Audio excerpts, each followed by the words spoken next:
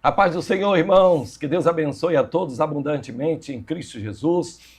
Estamos iniciando mais um comentário das lições bíblicas para adultos e eu quero desde já congratularmos todos nós, aqui na Bahia, no Brasil e no mundo, a todos vocês que acompanham CADEB TV Oficial, este canal especial que traz para você e para todos os seus parentes e amigos a palavra de Deus. Ao meu lado, o querido diácono Tiago Bispo. Paz do Senhor, diácono Tiago. Paz do Senhor, pastor. Paz do Senhor para todos. Eu acredito que vai ser mais uma lição impactante. Deus irá nos impactar mais uma vez. Pronto, nós estamos agora estudando a lição de número 9, uma igreja que se arrisca. É isso aí. Vamos ao texto áureo. Diz: mas ele, estando cheio do Espírito Santo e fixando os olhos no céu, viu a glória de Deus e Jesus, que estava à direita de Deus. Atos capítulo 7, versículo 55.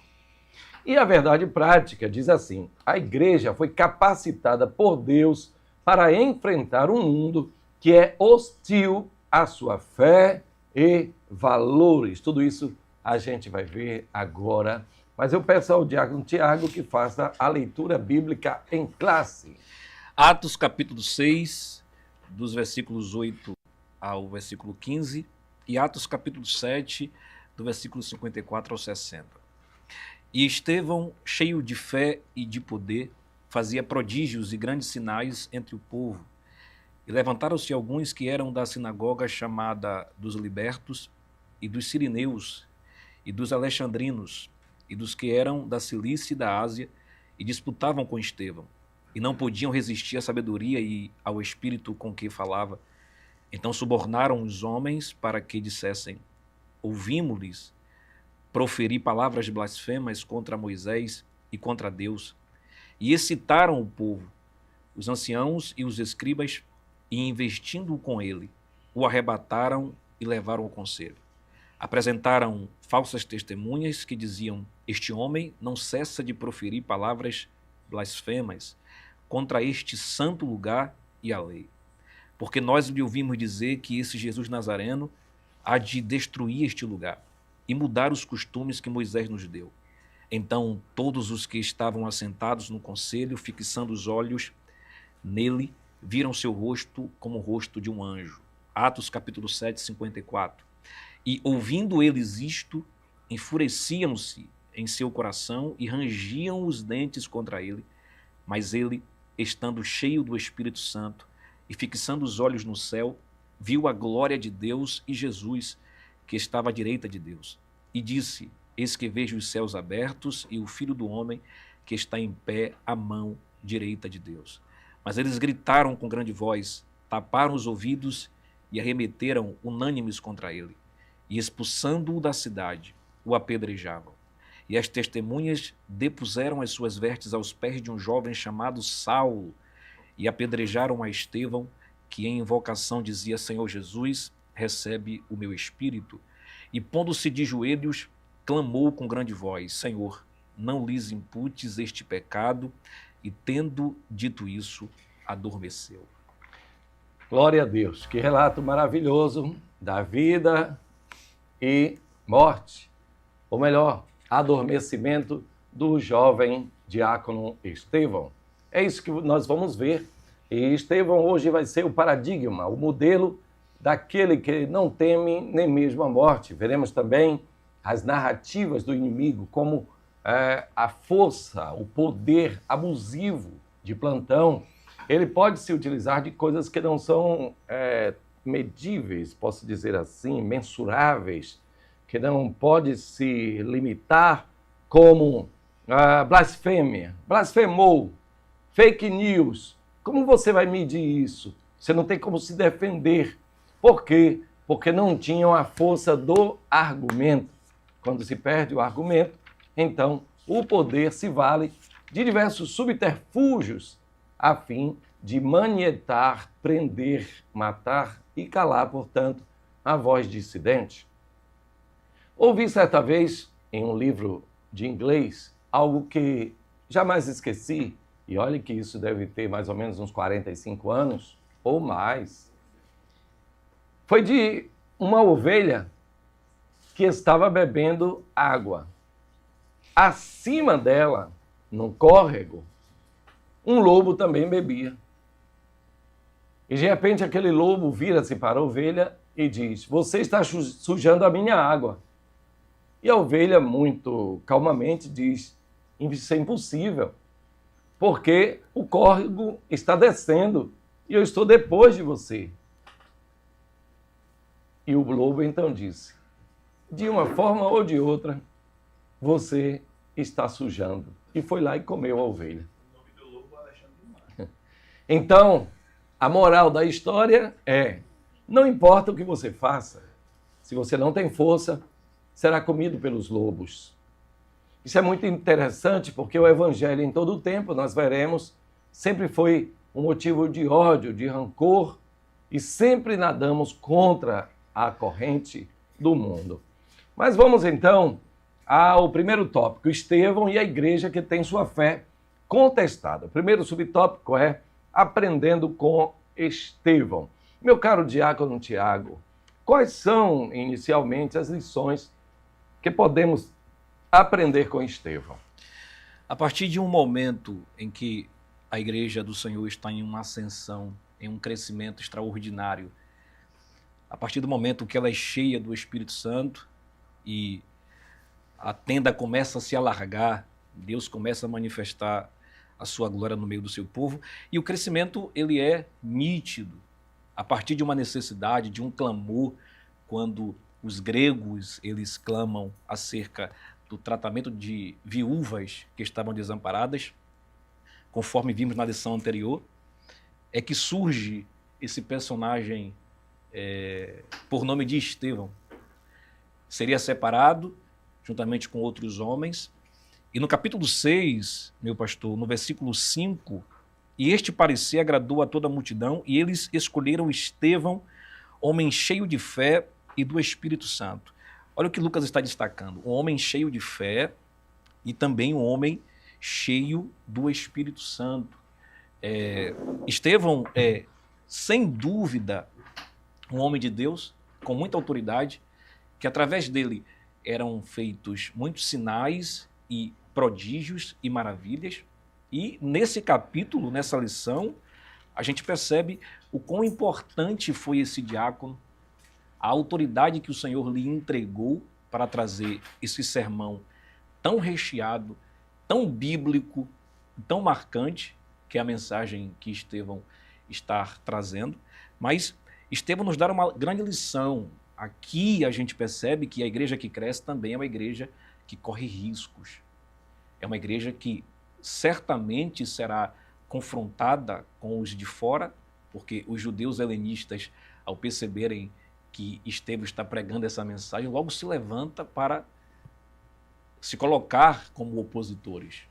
Então a gente percebe que uma igreja em ascensão, uma igreja cheia do Espírito Santo, é uma igreja também que corre muitos riscos.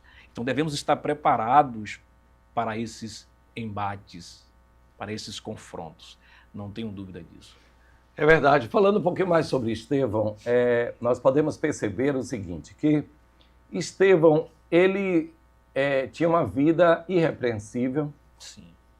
Ele tinha uma obra irrefutável e as suas palavras eram irresistíveis. Estamos falando de um diácono. Hoje, quando se fala de diácono, parece que é o primeiro na hierarquia, mas naquele tempo não era. Havia o ministério das mesas. Sim. Não é razoável, nós vimos na lição anterior, deixar o ministério da oração e da palavra para servirmos as mesas. Então, havia um mistério nesse sentido, tanto que eles foram separados, consagrados, e foi-lhe impostos as mãos. Então, havia uma separação formal. A igreja reconhecia a diaconia, o serviço daqueles homens. Mas, meu caro Tiago, o que me chama a atenção é que aqueles homens, Nicanor, Filipe, Prócoro e o próprio Estevão, eles não estavam adstritos, limitados pela diaconia. Eles não estavam buscando agora ser apóstolos, agora que eu dei o primeiro passo, eu quero ser apóstolo. Não. Eles queriam e realmente utilizaram-se do poder do Espírito Santo que estava sobre eles para fazer a obra do Senhor. E aqui eu tenho uma mensagem para aqueles que são diáconos. Minha gente, sejam o melhor diácono do mundo. Exatamente. Use a sua diaconia não como um fator de limitação. Você tem que respeitar a hierarquia, você tem que respeitar o seu espaço, você tem que respeitar o espaço alheio, mas você pode orar bem, você pode ler bem a palavra, você pode servir bem, você pode ser cheio do Espírito Santo, você pode ser guiado pelo Espírito Santo. Veja o caso de Filipe, que foi levado a um lugar deserto, mas ele sabia, ele tinha certeza que o Espírito Santo foi quem o levou ali. De repente passa uma carruagem de um homem que era da rainha de Candace, do reino de Candace, e ali ele prega o evangelho, aquele homem aceita Jesus e sai espalhando o evangelho como uma chama por onde quer que ele vá. Então, o diácono, ele não está apenas, ou melhor, não está na base da pirâmide, não é isso. Deus chama cada um para um lugar. Esta guerra, é claro que cada um deve ansiar por aquilo que crê ser o chamado de Deus, mas essa guerra por cargo, por posições, ela muitas vezes ela tira a seiva da igreja. Há uma igreja muito conhecida, uma religião hegemônica aqui no Brasil, que ela começou muito bem, mas pouco a pouco essas guerrilhas por posição, elas vão arrefecendo o poder do Espírito Santo de Deus. Igreja do Brasil, já conversamos aqui, eu e o meu amigo pastor Edivaldo Filho, precisamos ter cuidado com isso. Precisamos a cada dia espelharmos através de Estevão, que foi um homem de vida irrepreensível e que o próprio Senhor Jesus, ele veio para recebê-lo na glória, né? Sem dúvida, pastor. Outra coisa que eu observo também na vida de Estevão é que, além de defender a fé muito bem, um homem ser cheio de fé e cheio do Espírito Santo, Estevão nos dá também uma lição muito importante para a fé cristã. Nós devemos estar preparados para as perseguições da vida. E Estevão, de fato, se mostrou preparadíssimo para esse momento. Em nenhum momento a gente percebe que Estevão está espantado com aquele levante, aquilo que foi levantado contra ele. Não, ele tinha convicção. Eu tenho certeza de que Deus está comigo e de que essa mensagem é de Deus. Então, o escolhido de Deus, aquele que é chamado, ele precisa ter a certeza e a convicção. E o reino de Deus é mais sobre suportar as pressões do que sobre atacar, né? A gente deve aprender a suportar as pressões que de fora tenta migrar entre o povo de Deus. É o grande evangelista e o chamado príncipe dos pregadores, Charles Haddon Spurgeon. Ele diz que a igreja é conservadora, ou no inglês conservative, conservadora and aggressive, e agressiva.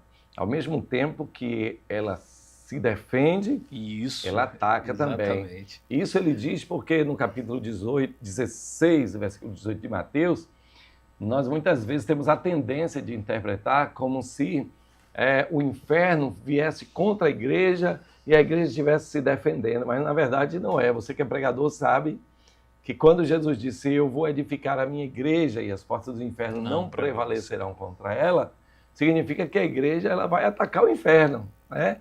E as portas, quer dizer, a porta da cidade fechada, lacrada, amurada de Satanás, ela não vai resistir com o poder da igreja. Então, nos primeiros anos da igreja aqui, nós já vemos como seria o reinado do Espírito Santo. O Espírito Santo ele desceu em Pentecoste e veio e matava um, e o sangue daquele era uma semente que semeava e crescia a 30, a 70 e a 100 por um. Que coisa linda, né?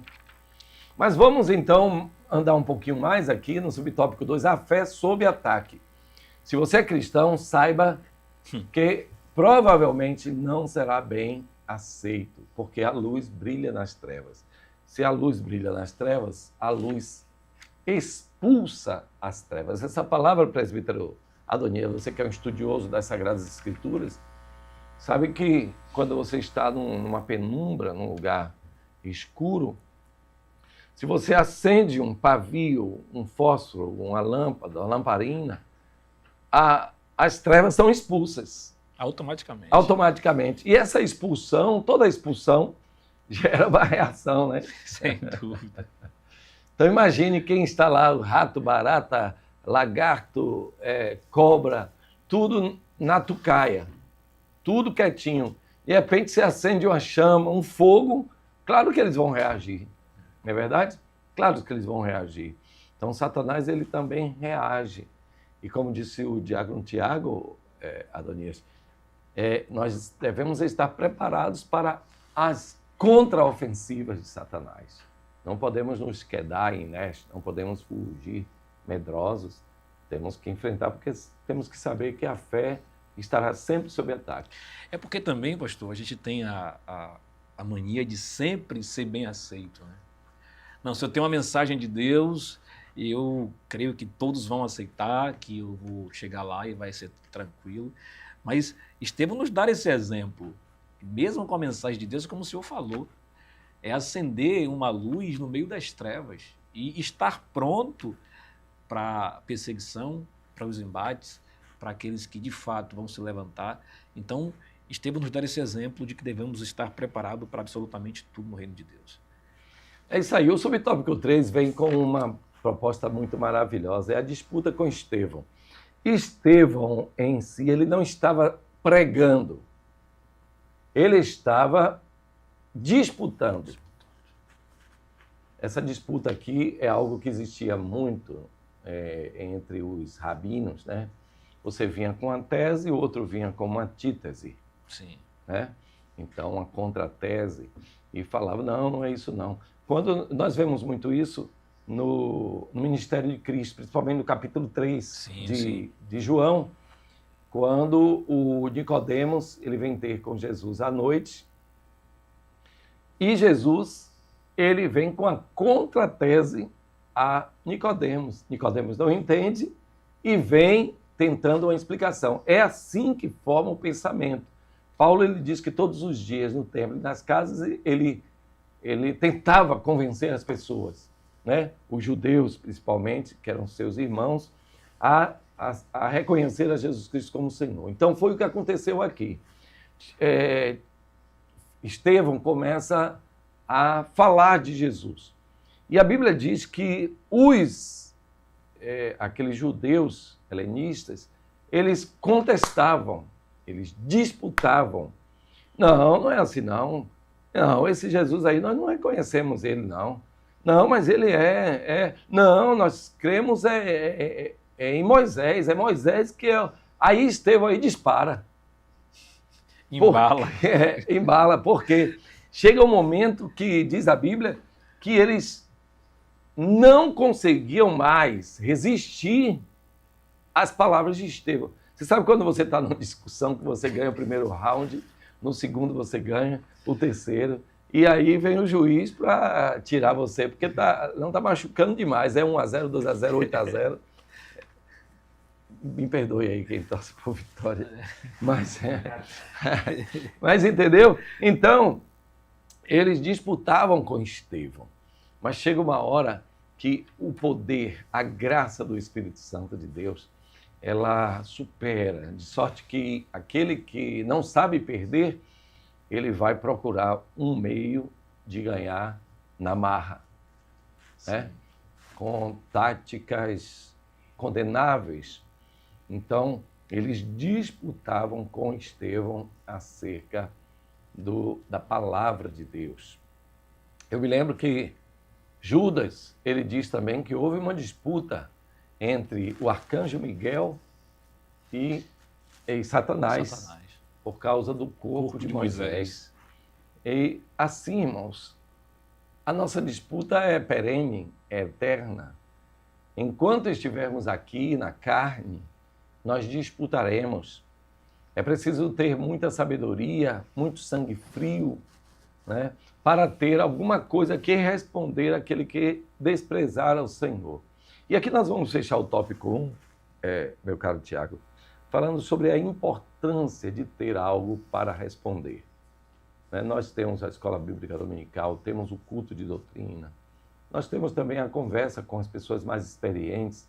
Isso tudo é para que nós tenhamos a forma de responder àquele que contestar a gente sobre o Senhor Jesus, não é verdade? E isso aponta, como estamos falando da diaconia, né? O diácono Estevão, às vezes a gente esquece de um detalhe, pastor, de buscar. Eu quero ser cheio do Espírito Santo, perfeito. Eu quero ter uma fé melhor, perfeito. Mas a busca, a dedicação. A pergunta é, como é que Estevão tinha esses argumentos todos? Se você lê a mensagem, o que ele está falando ali e debatendo com esses judeus, a gente vê que Estevão certamente era um homem da leitura, que se dedicava, que buscava. Então, precisamos de fato ser também esses homens que buscam, que leem, que persistem em ler, conforme disse Paulo, para a gente combater as falsas narrativas, fechando esse primeiro tópico. As falsas narrativas. Jesus sofreu também isso lá em João capítulo 7, a falsa narrativa de que ele estava enganando o povo. Aqui também fala sobre a narrativa do corpo de Jesus, né? Que aquela situação que foi roubada e etc. Então, tudo isso nos mostra que precisamos, de fato, buscar o conhecimento, nos dedicar um pouco mais, para que quando esses momentos chegarem, a gente tenha argumentos bíblicos para respondê-los. É exatamente isso aí. A narrativa é uma arma de Satanás para mudar totalmente, não o conteúdo é impossível, mas a dar um significado, também chamado odiernamente de significância. É você pegar o mesmo fato e transformar a significância dele. Então, aquilo falávamos há pouco sobre o amor, né? O amor que é um amor, conforme Paulo diz, 1 Coríntios capítulo 13, né? Conforme Paulo diz também em Efésios capítulo 12, capítulo 3, conforme o Senhor Jesus fala em Apocalipse capítulo 2, este amor, que é um amor ágape, é um amor sacrificial, o mundo transformou em quê? Em um amor sexual, em corpos se juntando, a fim de satisfazer a lascívia, algo que é totalmente contrário ao reino de Deus, né? A prostituição, a maledicência, a lascívia, a fornicação, tudo isso é uma narrativa satânica, é uma significância totalmente incorreta em relação àquilo que era o propósito original de Deus. E quem pode fazer essa distinção é apenas a igreja e cheia do Espírito Santo, porque uma igreja vazia de Deus, ela, embora tenha o conhecimento, ela não terá força para poder reagir. A sinopse do tópico 1 é: a fé de Estevão foi desafiada por opositores, mas ele permaneceu firme na verdade. Glória a Deus. Vamos então ao tópico 2, agradecendo a todos vocês que têm acompanhado este programa de uma maneira especial. Continue compartilhando, continue clicando, continue visitando também o CADEB TV Oficial, que a cada vez que você visita, cada vez que você comenta, isso nos dá mais força ainda para continuarmos. Mas nós não pararemos, nós continuaremos a fazer a obra de Deus. Vamos lá.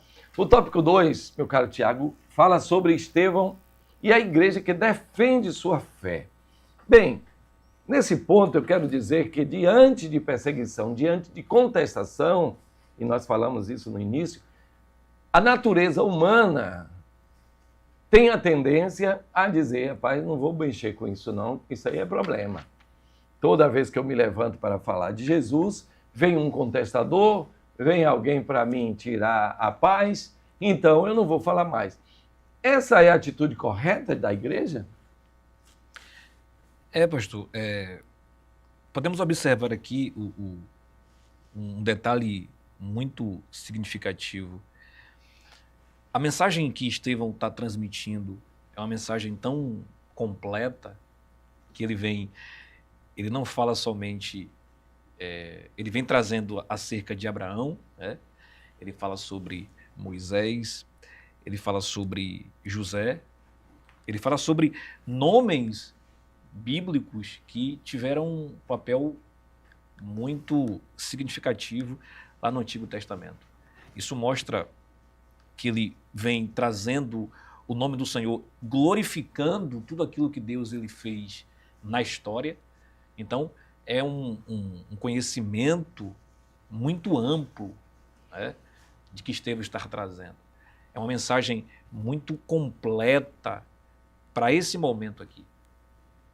É algo que marca, que traz impacto e, de fato, Estevão, ele sabe o que está falando, o conhecimento dele, ele sabe do que está falando, aonde ele quer chegar.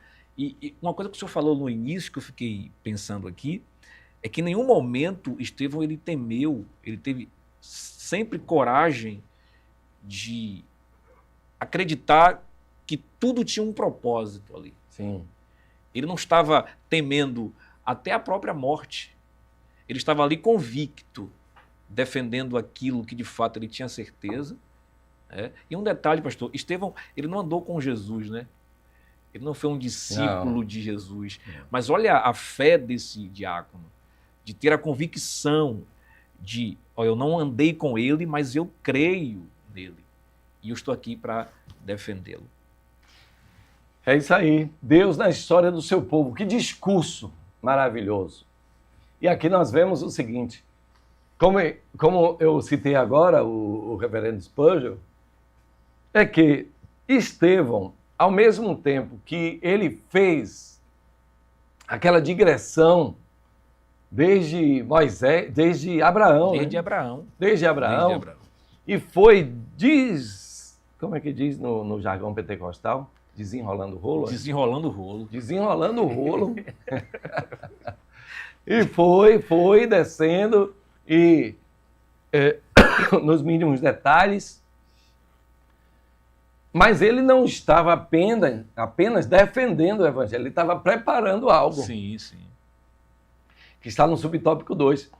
Ele estava preparando algo. Ele sai do banco dos réus da acusação, da blasfêmia, e ele cheio do Espírito Santo. Eu acredito que Lucas está falando que Estevão estava cheio do Espírito Santo não apenas pelo poder das suas palavras irresistíveis, mas por causa da forma também como ele prepara. O Espírito Santo não é apenas algo que vai beneficiar o seu ego, né? Apenas alegrar, para glórias, aleluia, não. Ele vai confrontar você, ele vai dizer, você está errado. Então, em determinado momento, ele não somente não teme os seus acusadores, os seus algozes, mas ele está cheio do Espírito Santo para apontar a eles: vocês mataram, vocês desobedeceram a Moisés, vocês desobedeceram a Abraão, vocês desobedeceram a lei. Rapaz, isso aí gerou uma revolta. Vocês estão no banco dos réus agora. Meu Deus, como é que o homem vira assim, né? Só Deus que pode fazer isso. Só Deus. Vocês são endurecidos, são pertinazes, impenitentes. Vocês precisam se arrepender. E a gente pergunta como pode sair. A Bíblia não diz qual era se ele era alto, se era baixo, se era... Não. A Bíblia diz que ele era cheio do Espírito Santo. É a única coisa que a Bíblia fala. Não é verdade? Então ele vira o jogo. Gente, Tiago, você prega, sabe que a pregação ela não é apenas para informação.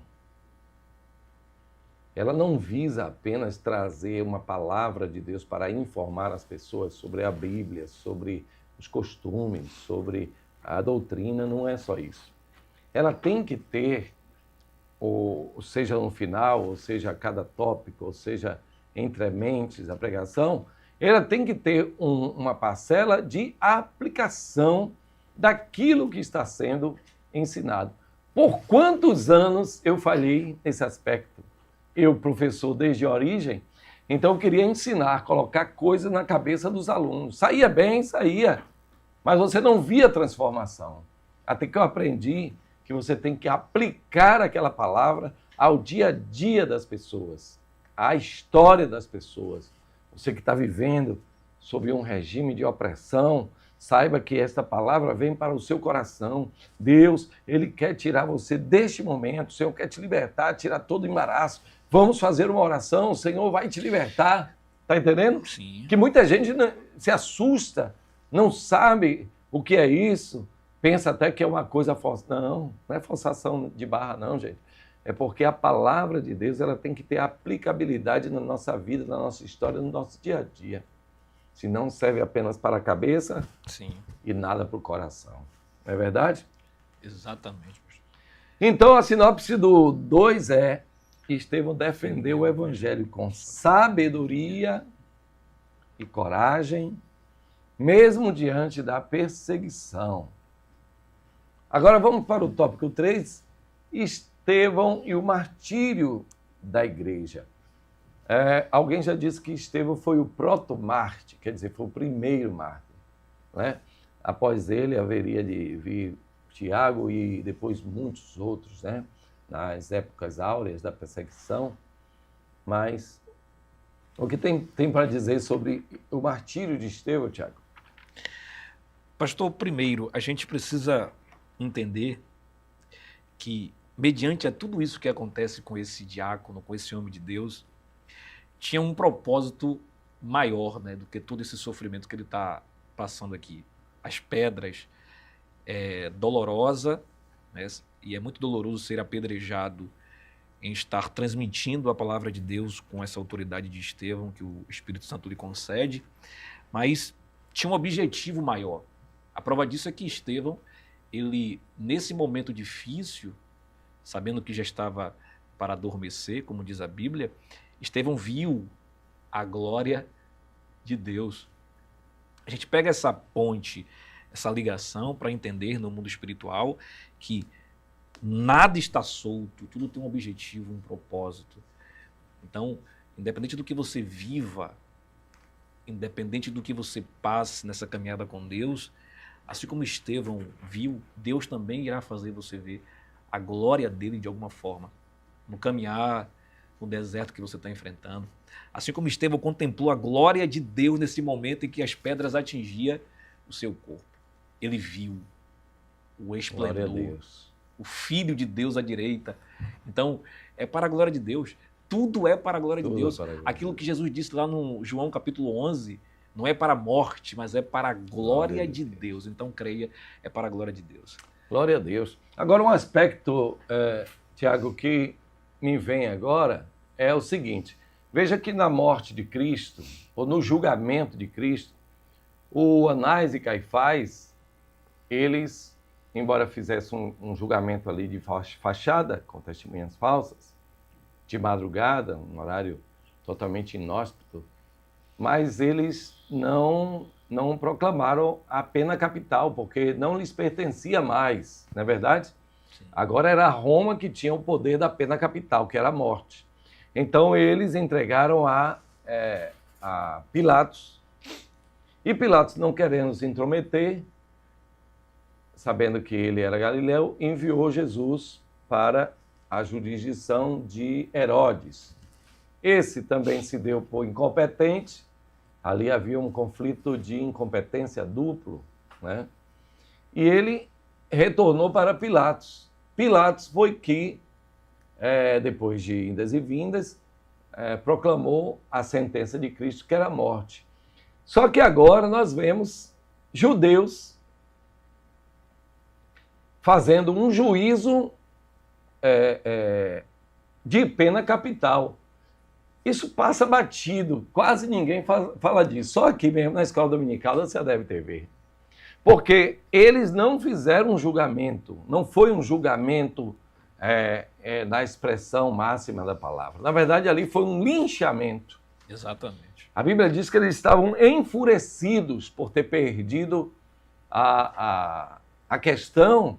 Então, eles arregimentaram testemunhas falsas e a acusação, conforme dissemos, foi a acusação de blasfêmia, de falar mal da lei de Moisés. Mas eles não podiam matar. Aqui entra uma coisa interessante, que é a catarse coletiva. A multidão, ela não é a voz de Deus. Então, o primeiro que atirou a pedra foi o estopim para que os demais viessem também a atirar pedra. Então, a gente não para pensar nisso.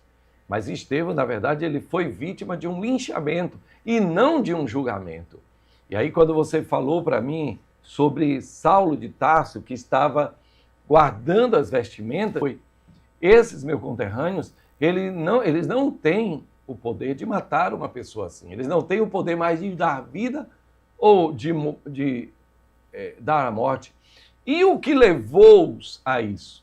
O ódio gratuito, né? Porque Estevão não pegou espada, Estevão não deu murro, Estevão simplesmente falou. E aquela fala deles tocou de tal forma, e veja que diante dos 3.000 que estavam em Pentecostes, compungiram-se o coração e aceitaram a fé. Mas esses endureceram ainda mais o seu coração. Ainda mais, meu Deus. Veja como o evangelho ele tem dupla reação. Uns aceitam e outros rejeitam. Mas veja bem, essa questão do linchamento, é preciso ter muito cuidado com a multidão. Ladonas mobile, a multidão é volúvel. Num momento, a multidão está lhe dando 100% de crédito nas pesquisas.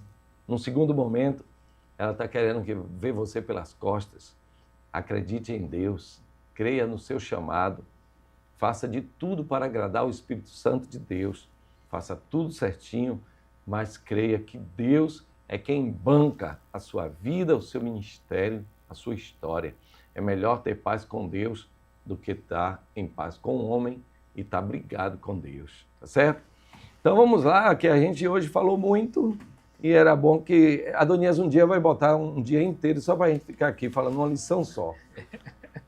Uma só não. Aí, ó. Lá vem ele. Apagou a tela. Tudo bem, é o inimigo querendo envergonhar. Apagou a tela. Apagou a tela? Apagou. Oh, Jesus. Então vamos lá, a sinopse, né? Quer falar mais alguma coisa? Não, pastor. Então, Eu só queria deixar uma pergunta, pastor, porque Uhum. a gente se prepara para tanta coisa e é algo que nos confronta, como o senhor falou aí, que o Espírito Santo nos confronta. A pergunta é, será que nós estamos preparados para morrermos por Cristo? Estevão, de fato, ele estava preparado. Porque em nenhum momento ele recua. Em nenhum momento. Ele não foi ali com espada, como o Senhor disse, ele não foi ali com escudo, com lança, ele foi com a palavra de Deus. Uhum.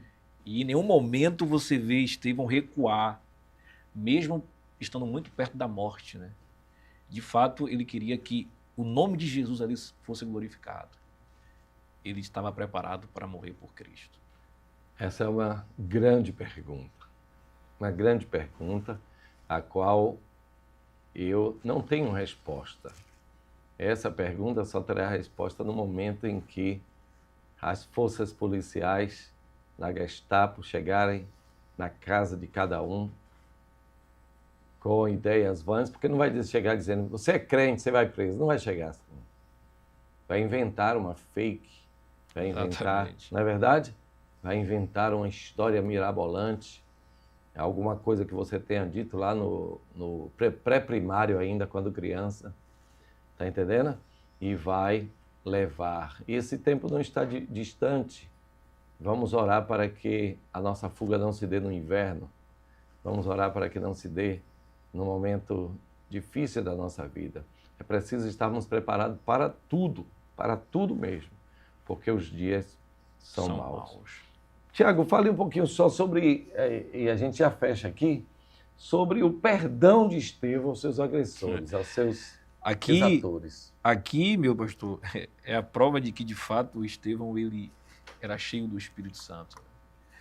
Porque, mediante a tudo isso que ele está vivendo e as pedras atingirem seu corpo, a dor intensa, ele não mostra para os opositores ali ódio, raiva, sentimento de vingança, ele não amaldiçoa nenhum daqueles. É o exemplo do próprio Cristo na cruz do Calvário, né? Parece que Estevão ele está repetindo, só que de uma forma um pouco diferente do que Jesus fez na cruz, pastor. Porque Jesus falou o quê? Pai, perdoa-lhes porque eles não sabem o que fazem. Então, Estevão usou isso, esse modelo de que é Cristo, o modelo da igreja, e ele, mediante aqueles agressores, ele se ajoelha. Primeiro, ele, pondo-se de joelhos, clamou com grande voz: Senhor, não lhes imputes este pecado. Ah, mas eu sou cheio do Espírito Santo, eu não vou perdoar não, meu amigo. Estevão perdoou aqueles que lhe apedrejavam, aqueles que maltratavam, e sem fazer mal algum. Ele se ajoelha e clama a Deus pelo perdão. Senhor, não lhes imputes este pecado. Isso aqui é a prova de que Estevão é um homem cheio do Espírito Santo. Devemos perdoar. É difícil, mas é a vontade de Deus. Rapaz, muitas lições extraídas do nosso querido diácono Estevão. E que nós possamos também colocar essas lições em dias e que a graça do Senhor Jesus continue sobre a vida de cada um de vocês. Compartilha muito essas lições para que a gente possa ter muitas visualizações, mas não é só isso não. Para que nos rincões mais profundos do nosso Brasil nós possamos adentrar, né? Porque estamos ligados em outros sites que muitas vezes somam muito pouco e vivenciam muito pouco. Vamos dar oportunidade ao sotaque baiano, tá certo? Mas você do Rio de Janeiro, de São Paulo, que também nos acompanha, mineiros, portugueses, Deus abençoe a todos vocês e até a lição de número 10. Deus abençoe a todos em Cristo Jesus.